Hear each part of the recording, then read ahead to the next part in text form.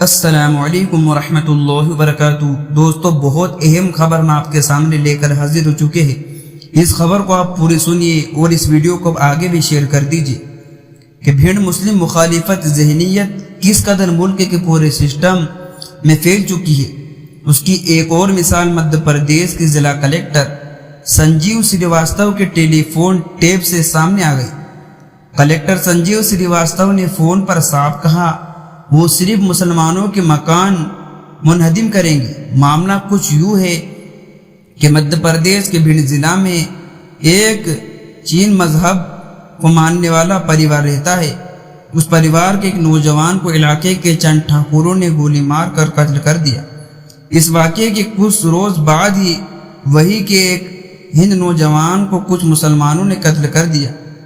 ہندو نوجوان کے قتل میں پولیس نے 3 ملزمین کو گرفتار کیا۔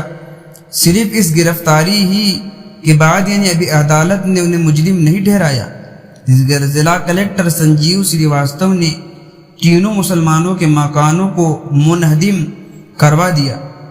اس پر جین پریوار کے لوگوں نے ضلع کلکٹر سنجیو سے فون پر رابطہ کیا اور اسے کہا جس طرح ان ملزمین کے ساتھ کیا گیا اسی طرح ان کے بیٹے کے قاتلوں کے ساتھ بھی کیا جائے۔